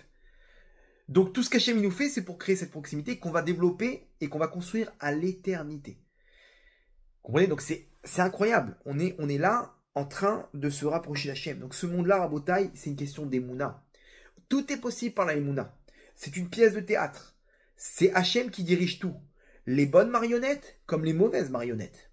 Mais comprenez que tous les fils, ils sont reliés à une seule source. Akadosh Baruch Hu, Hachem Yitbarach. Et Hachem Yitbarach, Tamid Oevoti. Et Tamid Yiraktov. Si tu as compris qu'Hachem il t'aime, alors il est Yiraktov. Effectivement, tu n'auras que du bien dans ce monde-là. Pourquoi? Parce que tu as transformé le mal en bien en connectant que tout ce que tu as maintenant, c'est Hachem, donc c'est pour mon bien. Parce que c'est par amour qu'Hachem il a pour moi, qui m'a donné ça. Et si j'avais été à sa place, j'aurais pas pu trouvé le meilleur scénario pour ma mission sur Terre. Vous comprenez? Donc ça, c'est la force de la Emouna. Quand tu as la Emouna, même si tu t'es trompé, tu changes la réalité. Une fois, la rabbinite Kanievski, elle est à Shalom, la femme du Rav Kanievski, à Shalom, elle recevait les femmes, et il y a une femme qui lui dit, rabbinite, je viens de faire une échographie, j'ai 3 jours, elle était enceinte, je suis rentré dans le 9e mois, là maintenant je suis arrivé à un poids du bébé, le bébé il est pas encore retourné. Et donc si jamais il se retourne pas dans les 3 jours, c'est terminé, ils seront obligés de me faire une césarienne. Il y a un moment où c'est terminé par rapport au poids, par rapport au truc. Elle m'a dit, écoute bien, il y a une ségoula, tu vas retourner les sfarim, les livres, les sfarim dans ta bibliothèque. S'il y en a qui sont à l'envers, cherche dans ta bibliothèque des sfarim qui sont à l'envers, des livres qui sont à l'envers, tu les retournes, c'est une ségoula qui est connue, et le bébé, tu penses à retourner aussi le bébé. Elle rentre chez elle, et elle ouvre tous les placards, et elle retourne toutes les marmites. Les marmites qui étaient retournées, elle les met à l'endroit. Son mari, il dit, qu'est-ce que tu fais? Pourquoi tu retournes les marmites? C'est la rabbinite Kanievski qui m'a dit. Son mari dit, t'es sûr? C'est quoi cette ségoula? Je connais pas une ségoula comme ça, de retourner les marmites. Quel rapport avec le bébé? Son mari, il s'est pas dégonflé. Il est parti voir le Rav. Gvodara, votre femme, la rabbinite, elle a dit à ma femme de retourner les casseroles pour que le bébé il se retourne. Il dit, ah bon? Ok. Il dit, je vais poser la question à ma femme. Mais non, le petit détail, c'est quoi? C'est que son bébé, il s'est retourné. Il lui dit, Gvodara, ça a marché. Il a tourné. C'est quoi la source de cette ségoula? J'ai posé la question à ma femme. Il lui dit à sa femme, t'as dit à une fille non, j'ai dit de te retourner les sfarim. Maintenant, les casseroles en hébreu, c'est sirim. Au lieu d'entendre de retourner les sfarim, elle a entendu de retourner les sirim. Et donc, elle a retourné les casseroles. Et donc, effectivement, son bébé, il s'est retourné. Mais la ségoula, c'était les sfarim, c'était pas les sirim. C'était les livres, pas les casseroles. Et le Rav, il a dit, ta femme, elle a mal entendu, mais regarde la force de la Emouna. Elle a eu la Emouna que, pour elle, si je retourne des casseroles, mon bébé, il va se retourner. Ça a marché. Vous comprenez? C'est ça, c'est là-bas qu'Hachem, il est bon. Dans les casseroles, il n'y a pas de problème. Hachem, il va te retourner ta vie. Il va te retourner ton truc avec des casseroles. Pourquoi? Parce que tu as la Emouna. Que ce qui t'arrive, c'est pour le bien. Tu as la Emouna que tout vient d'Hachem. Donc, tout vient d'Hachem. Tu remets ça à sa source. Hachem, il est bon. Tout se transforme en bon. Je vous raconte une histoire personnelle. Ok? Qui m'est arrivée la semaine dernière. Incroyable. J'ai failli commencer une carrière dans la finance. Je vous explique comment. J'ai un de mes élèves qui vient me voir et qui me dit, Rav, je dois investir des sommes dans la finance. Vous pouvez pas me faire un petit coup de... Je vous explique le marché, ok? Et vous me faites un petit coup de accrochez vos ceintures, vous faites un petit puzzle là dans le truc, savoir qu'est-ce qui va monter, l'euro, le bitcoin, le machin, les trucs. Je lui dis, écoute, vas-y, viens, on essaye. Attends, non, il me dit, pour moi, tout est Torah, tout est Emouna. Si vous me dites qu'on peut analyser à travers la Torah le marché financier, alors je vous suis à fond. Ok, je lui dis, t'as la Emouna? Il me dit, j'ai la Emouna. Ok, alors on y va. Il me raconte, il me dit, alors je vous explique. Lors, il monte, depuis que Trump il est monté au pouvoir, il a fait que monter, là il se casse la figure. C'était la semaine dernière. Là, il s'est cassé la figure. Ok. Il me dit, le bitcoin aussi, il a fait que monter, là il est en train de tomber. Il me dit, le yen, une catastrophe. Il s'est écroulé complètement, le yen. L'euro, ça monte, ça descend. Bon, il t'en descend. Le dollar aussi, ça monte, ça descend. Il m'explique comme ça les différentes valeurs. Il me dit que... Je lui dis, attends, c'est trop vaste, il faut que tu me donnes plus de détails. Je lui dis, tu sais quoi, laisse tomber. Viens, on demande à Hachem la solution. T'as la Emouna? Il me dit, ouais. J'ai dit, ok, viens, on ouvre le livre de Tehillim. Je lui dis, c'est quoi la question qu'il faut poser? Il me dit, je sais pas, sur quoi investir dans toutes ces valeurs-là? J'ai dit, ok, Hachem, je t'en supplie, on va investir. Sur quoi on doit investir? J'ouvre le livre de Tehillim au hasard. Alors ça existe ça selon la Kabbale, ce qu'on appelle Ptirat Sfarim. Même dans la Halacha, il y a un truc comme ça, d'ouvrir les Sfarim. Bon, faut avoir la Emouna, ok? On ouvre le Sefer Tehillim et tu poses une question, tout le Sefer Tehillim. Pose la question, je tombe sur le mot Ta'aleni. Ta'aleni, c'est tu vas m'élever. La lot Ta'aleni, là-bas, David Ameller dans les Tehillim, il dit Hachem Ta'aleni. Tu vas m'élever. J'ai ok. Le mot qui est tombé, c'est Ta'aleni. Ta'aleni, il y a le mot monter, ok? Ta'al-ni, le monter. Il y a une des valeurs qui va monter maintenant. C'est quoi le ni? Nun Yud de la fin de Ta'al-ni, Ta'aleni, Nun Yud. Je réfléchis et je lui dis, attends, viens, on inverse les lettres. Nun Yud, quand on inverse les lettres, ça fait Yud Nun. Ça fait quoi? Yen. Ta'al, yen. Il va monter le yen. Bingo, vas-y, investis sur le yen. Il dit, Gvod, je vous rappelle. Il me raccroche au nez presque limite. Il me rappelle le soir même. J'étais en suspense. Je dis, c'est pas possible. Qu'est-ce qui se passe avec le yen? Non, juste avant, il m'a dit, le yen, il s'est écroulé. Bon. Il me rappelle. Il me dit, Gvodara, vous allez me tuer. J'ai dit, pourquoi? Qu'est-ce qui se passe? T'as pas mis ta maison? Il m'a dit, j'ai mis que $100. J'ai dit, mais t'as pas la Emouna. Mais pourquoi tu fais ça? T'as pas la Emouna. Explicite, plus clair que ça. Plus clair que ça. Comment c'est possible? Il me dit, non, comme j'ai revu la courbe, il arrêtait pas de s'écrouler. Je me suis dit, je vais mettre quoi? $20 000, je vais tout perdre. Il a dit, je sais pas, il m'a expliqué qu'il y avait des trucs d'effet de levier ou je sais pas quoi, et qu'il peut tout perdre. Et alors, il s'est passé quoi finalement? Ben, il m'a dit, il est remonté. Il est remonté, et j'ai mis $100, et alors, il m'a dit, j'ai gagné $70. J'ai dit, si t'avais mis ta maison à 2 millions de dollars, combien t'aurais gagné? Il me dit, ouais, mais il était en train de s'écrouler. J'ai dit, bon, laisse tomber, t'as pas la maison. Non, regarde, une dernière fois. Viens, on le fait une dernière fois. Il me dit, l'or, il est monté, mais là, il est retombé. J'ai envie de miser sur l'or. Est-ce que vous pensez que ça va marcher? J'écoute. J'ai aucune idée. Viens, on ouvre le Tehillim. On demande à Hachem. Ok. Mais je lui dis attention. Et Mouna, jusqu'au bout. Et il me dit, ok. On ouvre le Tehillim au hasard. Et qu'est-ce que je vois? Chaletseni Hachem. Hachem, il va me sauver. Donc lui, il me dit quoi juste avant? Il me dit, l'or, il est en train de tomber. Il est en catastrophe. Il ne fait que tomber. Je lui dis maintenant, regarde, Hachem, il va Chaletseni. Hachem, il va te sauver là-bas. Il va sauver. Il y a un terme où Hachem lui-même, il va sauver la question qu'on a posée. C'était par rapport à l'or. Est-ce qu'il faut, ça vaut le coup d'investir? Là, réponse, Hachem, il va le sauver.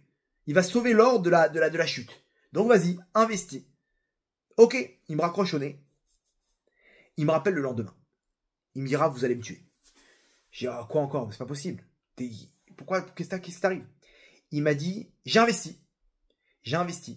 Mais j'ai gagné $700 et je me suis arrêté. J'ai dit, alors c'est quoi le problème? Le problème, c'est que l'or n'a fait que monter jusqu'à maintenant. C'est-à-dire que si j'avais laissé mon argent là-bas, aujourd'hui, j'aurais eu $26 000. $26 000. J'ai dit, mais là, on te dit, Chaletseni Hachem. Hachem lui-même, il te dit, et l'or ne fait que monter jusqu'à maintenant. Ok? Il me dit, j'en peux plus. Je dis, écoute bien. Ma carrière dans la finance se termine aujourd'hui. Là, Hachem, il nous a montré, ça sert à rien, on va pas réussir avec ça, on est en train de tourner en bourrique, etc. Soit t'as pas la Emouna, ok, soit t'as la Emouna, soit t'as pas la Emouna. J'ai dit, bon, en tout cas, la vérité, c'était 48 heures d'angoisse qu'il m'a fait, il m'a sorti complètement du limoud et tout, mais si Hachem, il a fait en sorte qu'on a presque réussi, c'est qu'Hachem, il veut pas. Pourquoi c'est aussi compliqué?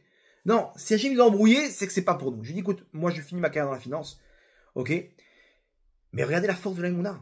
La force de la Emouna, alors c'est où il avait une Emouna de bombe atomique au début, ou peut-être que je développe des dons sympathiques surnaturels, ok, à suivre. Mais la force de la Emouna, Rabotai, moi j'avais la Emouna, que Hachem il peut te donner la réponse par le Tehillim. Pourquoi pas? Toi t'as la Emouna, mon tzaddik. Ok, moi j'ai la Emouna, viens on ouvre le Tehillim. Bon, laissez tomber, ça marche pas, je pense pas qu'on va réussir dans la finance. Mais le mec, il a besoin d'une réponse. Pourquoi pas? Si t'as la émouna, que une marmite, elle peut te changer, elle peut t'amener ta délivrance. Alors, à plus forte raison, quand tu ouvres un livre de Tehillim, Hachem, il peut te donner, par l'intermédiaire de la Torah, ta réponse. Bref, pour la petite histoire sympathique. D'un autre côté, il faut pas se laisser abattre, parce qu'il y a un danger en ce moment qu'on est trop en train de se reposer sur Trump. On voit ce qui se passe. Il est en train de prendre le contrôle du monde, et dans le sens du Ham Israël. On a tendance à croire que c'est bon, il va nous débarrasser du Hamas, il va nous débarrasser de l'Iran, il va nous donner les armes. Et ça, c'est le piège, Rabotai. Là, on peut faire exister Trump en lui donnant des forces. Quand je lui donne des forces, quand je crois en lui, je lui donne des forces.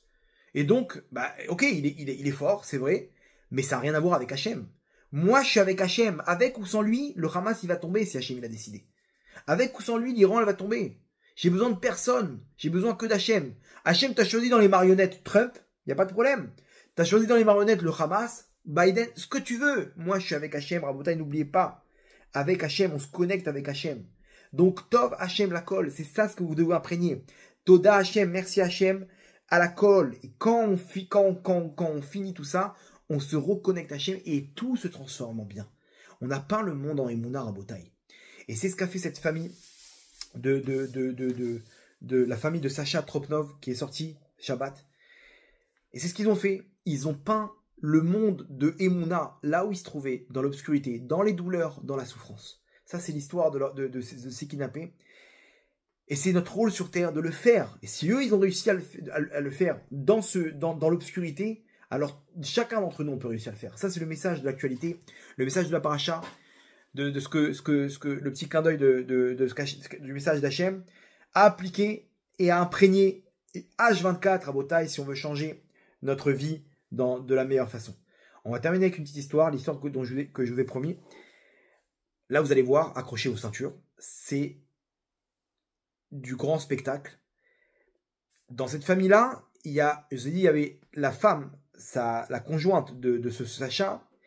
Elle est sortie au début donc avec la mère de Sacha et la grand-mère. Elle s'appelle Sapir Cohen.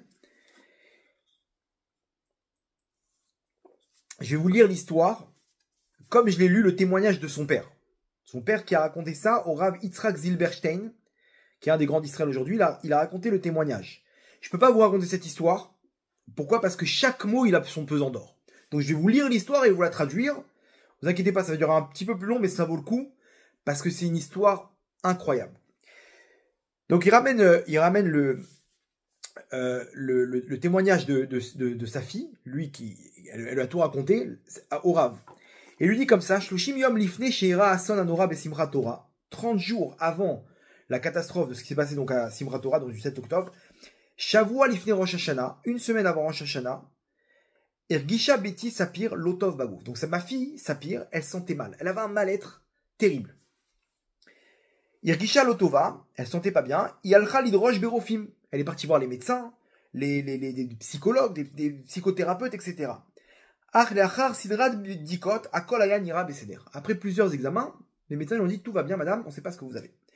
Achilo Nirgea, elle s'est pas calmée. Irgisha Mashiu Lotov Pnima, elle a senti que c'était plus profond que ça. C'est pas quelque chose de matériel. Qu'est-ce qu'elle a fait? Ou panta le chavotea datiot milimude andasa marchevim. Donc elle étudie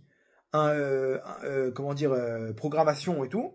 Elle s'est dirigée vers des amis à elle de sa classe qui sont religieuses. Et elle a posé la question est-ce qu'elles connaissent quelque chose dans le judaïsme contre le mal-être, contre ce mal-être qu'elle ressent?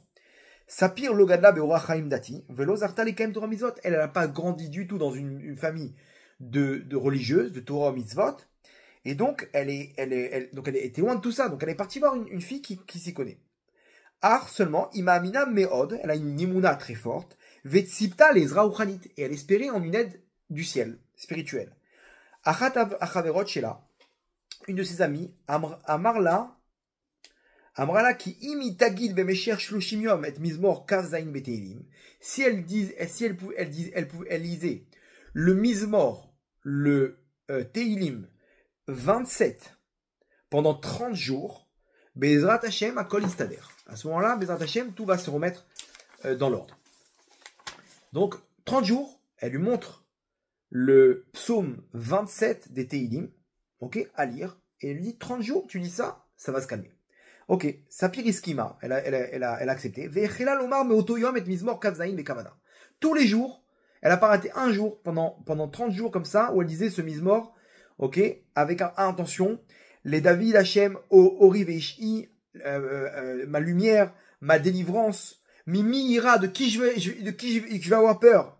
Hashem Ma'oz Chayai, Mimi Efrad, Hashem c'est la protection de ma vie, de qu'est-ce que je vais craindre. La rare joie, il m'a pris 2 semaines, Sapir, Gvar, Yada et Aperek Balpé. Elle connaissait le verset par cœur. Vechela, Litot Madoua Aperekazé Moïl Lerefoi. Elle s'est étonnée, elle s'est dit, mais pourquoi ce psaume, il marche pour la guérison? Ça parle de guerre maintenant. Ok? Vari Kulo Medaber Alatsala Meoivim, il parle d'être sauvé des ennemis, ou Mimilchamot, des guerres, Bikrov Alay Mereim, quand mes ennemis vont venir sur moi, les Cholet Bessari, manger ma chair. Ok? Imtakum Alay Milchama, si une guerre elle se lève sur moi, Bezot Anibotéar, j'aurai confiance d'être sauvé. Elle comprenait pas quel était le lien avec la guérison. Bref. Ve'az beyom acharon la Ségoula, le dernier jour de la Ségoula, Yom Ashloshim, le 30e jour, Aya Yom Simchat Torah. C'était le jour de Simchat Torah. Ayom Bo Parat Saason Anora, là où a eu lieu donc le 7 octobre, la terrible catastrophe du 7 octobre. Kshei Nirtefa Leaza, elle a été donc kidnappée à Gaza. Im Od Rabbi Michavrea ou Mishparta, avec d'autres de sa famille, de ses amis. Inilkecha la Shevi Etzel Arishaim Arurim, elle a été prise donc en otage parmi ces Rishaim maudits. Ach Mishuma Irgisha Itut Veroga Mishamaim. Elle a senti un signe du ciel. Et bizarrement, elle a senti une sérénité. Shari les feta Ivina et kol hamizmor al brouillon. Maintenant, elle a compris, c'est-à-dire que ce jour-là, le 30e jour, elle a été kidnappée, lorsqu'elle s'est retrouvée là-bas, elle a aussi fini son 30e jour de Teilim. Et là, d'un coup, elle a compris qu'Hachem l'avait préparé à tout ça. Elle a compris qu'en fait, la signification de ce mizmor, Kolma sheimeshanenet shloshim yom, tout ce qu'elle a répété pendant 30 jours, mitrachesh el moulenea, est en train de se réaliser devant ses yeux. Tsarai veoivaili, ceux qui me veulent du mal et mes ennemis, hema kashlu venafalou, ils vont échouer, ils vont tomber. Imtachane alay milchama, lo ira libi, si jamais se lève contre moi une guerre, mon cœur ne va pas craindre.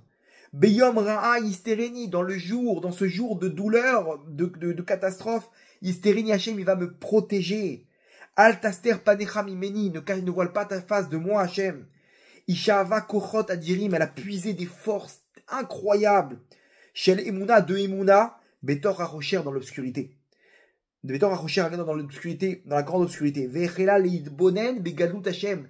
Et elle a commencé à analyser combien Hachem il est grand. Attends, Hachem, je devais passer par là, mais Hachem m'a préparé pour que je puisse avoir la possibilité de le prendre avec moi dans cette aventure, dans cette épreuve.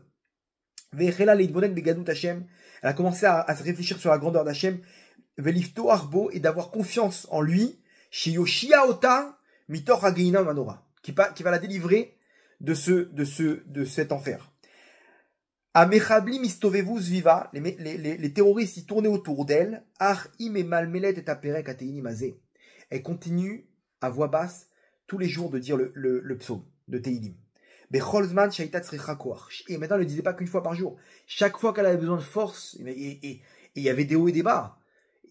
C'est terrible. Des bombes, des booms, des machins. Est-ce que tu vas sortir? Chaque fois, elle se répétait et elle rentrait cette émouna qu'elle puisait à l'intérieur de ce psaume, de ce Teilim.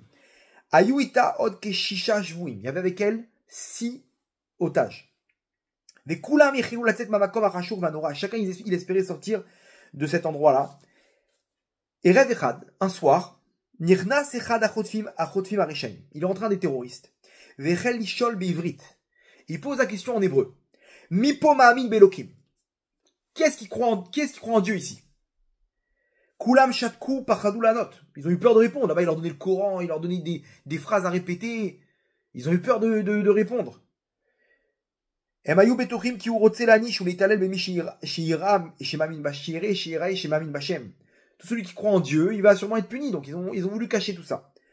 Ach, Sapir, seulement Sapir. Shechela lichiot bedvekut adira. Elle commençait à vivre à une proximité avec Hachem. Imbore olam. Kama mimekoma bebitachon rav ve'amra. Elle s'est levée avec une émouna terrible, bitachon terrible envers Hachem, en Hachem. Et elle leur dit comme ça. Anima mina belokim. Moi je crois en Dieu. Ve'yeshli afilu perek teilim. Et j'ai un psaume des teilim. Sheani koret oto kol yom. Et j'ai avec moi une arme, ce Pérec de Teilim, que je lis tous les jours, qui me renforce en Emuna Bashem. Elle a pas eu froid aux yeux. Kula mibitu betadema beos gvorata. Tout le monde regardait, mais avec admiration, sa force, comment elle a ce courage de se lever devant eux et de leur donner de leur dire qu'Hachem, c'est lui le patron. Moi, oui, je crois en Dieu. Sipou bechashash kavet le dguvat Aravi, ils ont eu peur de la réaction du terroriste.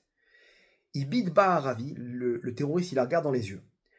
Ve'amar lahem et amini abaot. Il s'est retourné vers tout le monde et il a dit les mots suivants. Takshibuto, écoutez-moi bien. Atem kulchem olchim la geinam. Vous allez tous aller en enfer. Ve'rak i, et seulement elle, bisruta emuna shela belokim, grâce à sa foi en Dieu, chez Shomer Aléa qui la protège, Telech les Ganeden, elle ira au paradis. C'est-à-dire, lui, il a posé la question, quand elle a répondu, elle a dit, écoutez-moi bien, vous allez tous finir au Gainam. Il n'y a que elle qui, grâce à sa émouna, elle ira au Ganeden. Hachem, il envoie une névoie dans la bouche du plus tamé des terroristes, de barbares au monde. Dans sa bouche, il lui fait comprendre, celui qui a la émouna, il ira directement au Ganeden. Proximité avec Hachem, comme je vous ai expliqué dans le cours à Botaï. C'est pas incroyable. Elle s'est levée. Le mal, même un terroriste du Hamas, une marionnette, à Akadosh Baruch Hu, il lui fait rentrer les mots dans sa bouche. Tu diras ce que moi je vais dire maintenant. Que dis-lui à Sapir qu'elle est protégée par moi. Kulam uku be'elem. Tout le monde était choqué. Sapir af'i aïta amuma. Même elle était choquée. Virgisha shakadosh Baruch Hu sholeach la betor hachosher ve'astara shlichim lomarla she'oev ota ve'shomer alea. Elle a senti à ce moment-là que dans toute l'obscurité, au contraire, que je lui envoie un message pour lui dire, t'inquiète pas ma fille, je te protège et je t'aime. Lishmoa me amechabel atzmo milim kaele. D'entendre du terroriste lui-même ces mots-là. Chez Bisruta Emuna, chez la Beborolam, Ishmura, que grâce à sa Emuna, elle est protégée. Vetagia le Ganeden et qu'il est Aliyah au Ganeden, Alzei lo Chalma. De ça, elle n'avait pas rêvé. Il continue le père donc de Sapir. Il s'appelle Eli Cohen, et il continue, il dit comme ça. Les harar tkufa, ba, idibra kama ve kama pe'amim, imashovim, amechablim, ve'atzra imam keshia. Maintenant, elle s'est retrouvée amie avec eux. C'était devenu, genre, dès qu'il y avait un truc, c'était elle qui parlait avec eux et tout. Iroa yamechad. Donc, il raconte son père qu'un jour, elle voit, et techad amechablim agia liyad kol achatufim, ou metzah liyadam ner. Elle voit un terroriste qui rentre, et qui dessine à côté d'eux, donc une feuille, il leur fait poser une feuille, et qui dessine sur la feuille une bougie avec une flamme. Anirek moner neshama, comme une bougie de l'élévation de l'âme, qui représente l'âme. Voilà, genre, vous allez bientôt mourir. Kulam ibitu besakranout venisu lavin ma ou remez laem. Ils ont avec curiosité, qu'est-ce qu'il veut nous dire par là? Genre, ça y est, tu vas nous tuer. Veaz le yadaner ou kotev beivrit ou kotev be'aravit, pardon, il décrit en arabe et amila sapir. Il écrit Sapir, il met la bougie, il écrit Sapir, chacun à côté de chacun des otages. Miyat kshirata zot Sapir, quand elle a vu ça, donc Sapir, il cassa l'avnora. Elle s'est énervée contre elle, elle dit, qu'est-ce que tu fais? Et elle n'a pas eu peur. Elle lui dit quoi? Mata metsayer neshama. Pourquoi tu me dessines une bougie comme ça? Timchok et Hashem shelimiyat. Efface tout de suite mon nom. Ivina shiumeramez la shiumenet lamut. Elle a compris quoi? Bah, il est en train de me faire une allusion. Que regardez, Sapir, elle va bientôt mourir. Velo parda la guidlo chez Itirye vetetse misham. Elle a pas eu peur. Elle a dit, écoute bien, tu vas effacer ça parce que non seulement je vais pas mourir, mais je vais vivre. Tu comprends? Tu m'entends? Je vais vivre. Vezod bekoach emunata agdola shela beborolam. Elle avait une force terrible de Emouna envers Hachem, et donc elle a pas eu peur de ce qu'il a écrit. Et efface-moi ça, je vais vivre. Oto Ikira, Bemet, Rak, Meav, Shechela, Lomar et Tamizmor Azé. Hachem, elle a connu depuis ce Teilim, rappelez-vous. Avant ça, elle ne connaissait pas Hachem. Elle ne connaissait pas Hachem, loin de tout Torah Mitzvot. Et là, maintenant, avec confiance, elle n'a pas peur des terroristes. Efface tout de suite mon nom. Écoutez bien la réponse du terroriste. Et Shivla Mechabel Bemilim Alalou. Il lui a répondu dans ces mots-là. Lotsiarti Nerneshama. J'ai pas dessiné une bougie qui fait allusion à la mort. Tsiarti Ner chez Ose Or. J'ai dessiné une bougie qui diffuse de la lumière.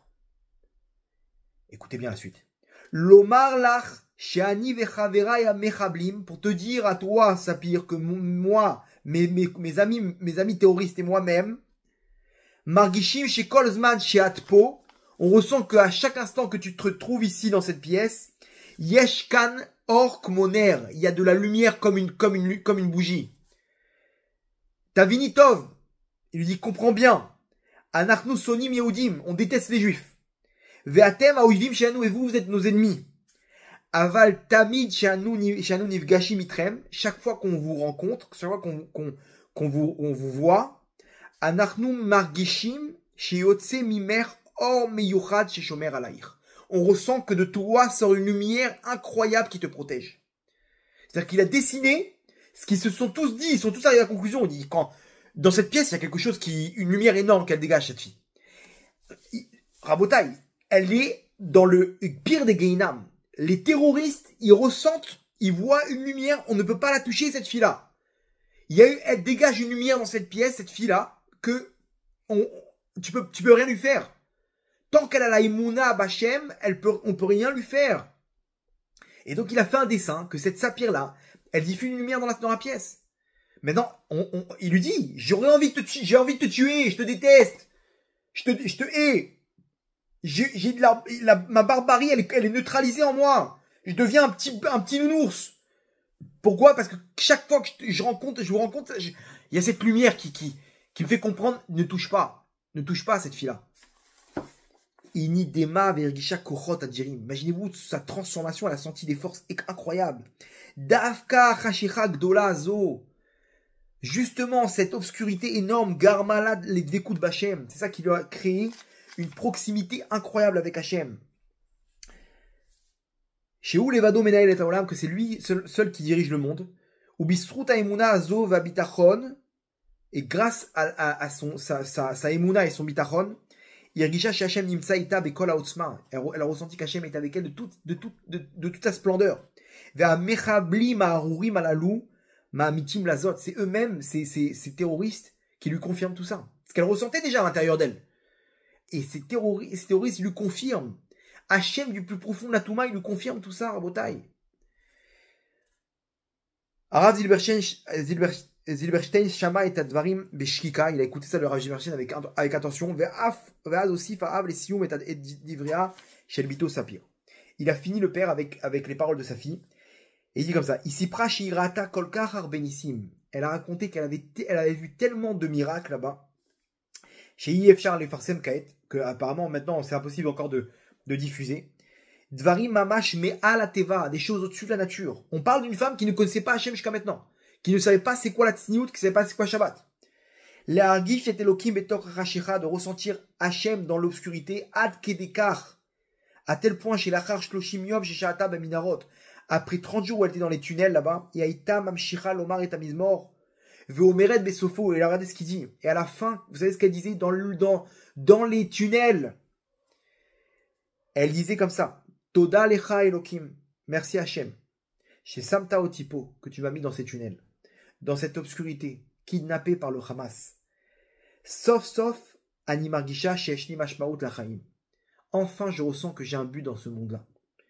Kaet Animargisha Ta'am Bachaim. Enfin, je ressens le goût de ma vie. Akirva Elecha Ve'advekut Becha Ema Kol Chayai. La proximité avec toi, c'est toute ma vie, maintenant. Velo chaser li kloum. Maintenant, il me manque de rien. Vous entendez? Après 30 jours, dans les minarotes, dans les tunnels, elle commence à remercier Hachem de cette épreuve. Hachem, si tu m'as amené dans toutes ces souffrances, juste pour te connaître et pour sentir cette vécoute avec toi, ça valait le coup. Elle est en train de remercier, il me manque de rien, il me manque de rien. Mais quoi, il te manque de rien? Tu veux pas sortir chez toi? Tu veux pas rentrer chez toi? Retrouver ta chambre, ta couette? Ça n'a pas de valeur maintenant que j'ai rencontré Hachem. Rabotaï, elle sort des mots de David Ameller. C'est terminé. Elle a rencontré Hachem maintenant. Cette fille-là, elle va emporter cette vécoute à l'éternité. Elle fait un camp qui nous Hachem dans ce monde-là et elle ressort avec plein d'émouna. Elle remercie Hachem pour l'épreuve, Rabotaï. Quelle leçon pour nous. Bien entendu, après 55 jours, elle est sortie. Et là, Shabbat, son conjoint, donc ce fameux Sacha, qui est sorti, et ça, avec sa mère, qui elle aussi a fait un Kiddush Hashem. Donc Rabotaï, le message, il est clair. Akadosh Baruch Hu, il nous dit, mon fils, ma fille, tenez bon. Vous savez pas encore pourquoi il y a cette épreuve, mais croyez-moi que c'est pour votre bien. Accrochez-vous, Tov Hachem la colle, Hachem il est bon, je suis bon, mes enfants, vous n'ayez pas peur. Connectez-vous avec cette lumière, et je vous protégerai, et vous changerez votre vie. Et je vous donnerai du Tov, et encore du Tov, et du bon. Parce que c'est ça notre rôle maintenant, Rabotaï, pour amener la Géoula. De peindre le monde de Emouna. Faisons-le, Rabotaï, parce que c'est là-bas qu'on se connecte avec cette lumière d'Hachem. C'est là-bas qu'on se connecte avec la Emouna, avec le Bitachon. Et vous avez vu, ça ne dépend pas de Torah Mitzvot. La Torah Mitzvot, c'est un but pour nous sanctifier vers lui, pour nous rapprocher de lui. Mais prenons le minimum qu'on a, et où qu'on soit dans l'épreuve, faisons en sorte dans notre da'at de faire disparaître cette épreuve. Comment? En remerciant Hachem, en se focalisant que sur le Tov, et en tirant une conclusion qu'Hachem est bon, et qu'Akol est Tova. Et grâce à ça, Bezrat Hachem, Akol itaper les Tova, tout va se transformer en bien. Et Hachem va nous montrer combien il était proche de nous, combien il était là pour nous protéger, et qui nous aimait tous au long de cette période. Et il va nous montrer la délivrance qu'on attend avec impatience. Amen, amen.